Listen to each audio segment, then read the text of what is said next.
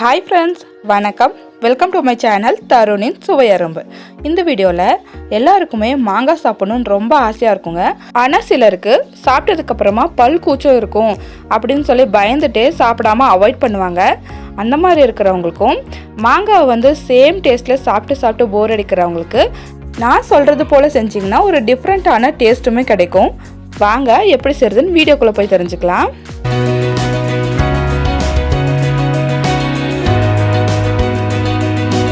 நான் ஒரு 2 மாங்காய் எடுத்துருக்கேங்க. இது வந்து பக்கத்து வீட்டு அக்கா வந்து அவங்க வயலில் இருந்துச்சுன்னு கொண்டு வந்து கொடுத்தாங்க. இப்போ இந்த மாங்காயில் இருக்கிற அந்த ஸ்கின்னை பீல் பண்ணி எடுத்துடலாம். ஸ்கின்னோடு சாப்பிடும்போது தாங்க நமக்கு பல் வலியும் பல் கூச்சமும் ஏற்படும். அதனால ஸ்கின்னை நல்லா பீல் பண்ணி எடுத்துடலாம்.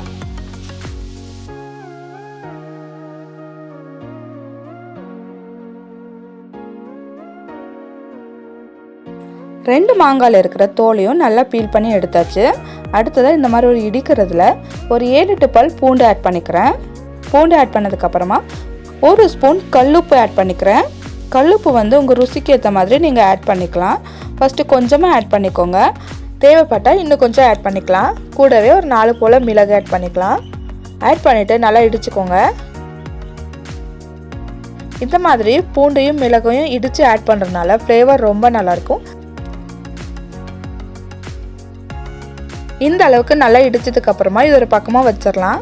உங்களுக்கு பார்த்தாவே தெரியும் லைட்டாக கொரப்பாக இருக்குது. அடுத்ததான் நம்ம தோல் ரிமூவ் பண்ணி வச்சுருக்கோம் இல்லைங்களா, அந்த மாங்காவை துருவிக்கலாம். இந்த மாதிரி துருவி ஆட் பண்ணுறதுனால நமக்கு பல் கூச்சம் இருக்காதுங்க. துருவுனா சாப்பிட்றதுக்குமே ரொம்ப டேஸ்டியாக இருக்குங்க. அதனால இந்த மாதிரி நல்லா துருவிக்கிறேன்.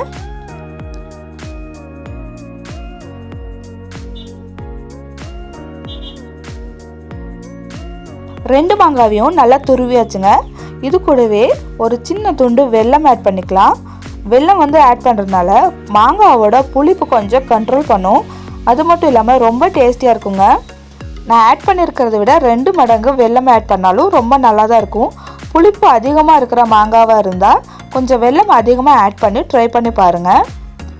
வெல்லத்தையும் அதே போல் நல்லா துருவிக்கிறேன். வெல்லத்தையும் நல்லா துருவியாச்சுங்க. அடுத்ததாக நல்ல கலர் வரணுன்றதுக்காக நான் கொஞ்சம் போல் காஷ்மீரி மிளகாய்த்தூள் ஆட் பண்ணிக்கிறேன். இது கூடவே வீட்டில் அரைச்ச மிளகாய்த்தூள் கொஞ்சமாக ஆட் பண்ணிக்கிறேன். உங்கள் காரத்துக்கு ஏற்றவாறு நீங்கள் ஆட் பண்ணிக்கோங்க. இதெல்லாம் ஆட் பண்ணதுக்கப்புறமா நம்ம இடித்து வச்சுருந்தோம் இல்லைங்களா, பூண்டு, உப்பு, மிளகு, அதையும் இது கூடவே ஆட் பண்ணிக்கிறேன். இதெல்லாத்தையும் ஆட் பண்ணதுக்கப்புறமா ஃபைனலாக கொஞ்சமாக கருவேப்பிலையை இந்த மாதிரி கிள்ளி ஆட் பண்ணுறேன். கிள்ளி ஆட் பண்ணுறதுனால கருவேப்பிலையோட ஃப்ளேவரும் சூப்பராக இருக்குங்க. இதெல்லாம் ஆட் பண்ணிவிட்டு நல்லா கலந்து விட்டுறலாம். நம்ம ஆட் பண்ணியிருக்கிற காரம், உப்பு இதெல்லாம் எல்லா பக்கமும் படுறது மாதிரி கலந்து விட்டுக்கோங்க. உப்பு கரெக்டாக இருந்துச்சுங்க. காரம் கொஞ்சம் கம்மியாக இருந்த மாதிரி இருந்துச்சு. அதனால இன்னும் கொஞ்சம் 1/2 டீஸ்பூன் போல் மிளகாய் தூள் ஆட் பண்ணி நல்லா கலந்து விட்டுறேன். கலந்து விட்டுட்டா அவ்வளோதாங்க. ரொம்ப டேஸ்டியாக இருக்கும். கலந்து விட்ட உடனே சாப்பிடாதீங்க. ஒரு சின்ன பாத்திரத்தில் போட்டு வச்சுட்டு ஒரு 10 நிமிஷம் கழித்து சாப்பிட்டீங்கன்னா ரொம்ப நிறைய தண்ணி விட்டுருக்கும். அந்த தண்ணியே ரொம்ப டேஸ்டியாக இருக்கும். கண்டிப்பாக வீட்டில் ட்ரை பண்ணி பாருங்கள். நீங்கள் சாப்பிடாத வித்தியாசமான சுவையில் சாப்பிட்ட மாதிரி இருக்கும். அது மட்டும் இல்லாமல் பல் கூச்சம் அதிகமாக இருக்காதுங்க. மாங்காய்லாம் யாருக்கு தாங்க பிடிக்காது. ஆனால் வந்து அந்த பல் கூச்சம் இருக்குது இல்லைங்களா, அந்த மாதிரி சமயத்தில் மாங்காவை பார்த்தாவே பயமாக இருக்கும். ஆனால் இந்த மாதிரி துருவி போட்டு சாப்பிட்டீங்கன்னா உங்களுக்கு அந்த டேஸ்ட்டும் சூப்பராக இருக்கும். அது மட்டும் இல்லாமல் பல் கூச்சமும் கொஞ்சம் கண்ட்ரோல் ஆகுங்க. ஏன்னா இது வாயில் வச்சதுமே நல்லா கரையிற மாதிரி தான் இருக்கும். ரொம்ப அதிகமாக மெல்லணுன்ற அவசியம் இல்லை. நம்ம ஸ்கின்னையும் பீல் பண்ணியிருக்கிறதுனால இது வந்து ரொம்ப சாஃப்டாக இருக்கும். இதில் வந்து மெயினாக ஆட் பண்ண வேண்டியது வெல்லம். வெல்லத்தோட அளவு கொஞ்சம் அதிகமாக இருந்தாலும் ஒன்றும் பிரச்சனை இல்லைங்க, டேஸ்டியாக தான் இருக்கும். புளிப்பு அதிகமாக இருக்கிற மாங்காவாக இருந்துச்சுன்னா வெல்லத்தோட அளவு கொஞ்சம் அதிகமாகவே இருக்கட்டும். மாங்காய் சீசன் வர்றப்போ மாங்காவை ஒதுக்காமல் சாப்பிடுங்க. அந்த சீசன் முடிஞ்சிருச்சுன்னா அடுத்த சீசனில் தான் நம்ம சாப்பிட முடியும் இல்லைங்களா. அதனால் பல் கூச்சம் இல்லாமல் இந்த மாங்காவை சாப்பிட்டு என்ஜாய் பண்ணுங்கள். ஓகே ஃப்ரெண்ட்ஸ், இந்த வீடியோ உங்களுக்கு கண்டிப்பாக பிடிச்சிருக்குன்னு நான் நம்புகிறேன். இந்த வீடியோ பிடிச்சிருந்துச்சுன்னா என்னோட சேனலை சப்ஸ்கிரைப் பண்ணிக்கோங்க. கூடவே இருக்கிற பெல் ஐக்கான் கிளிக் பண்ணிக்கோங்க. நான் அடுத்தடுத்து போடுற வீடியோ நோட்டிஃபிகேஷன் உங்களுக்கு உடனுக்குடனே வந்துடும்.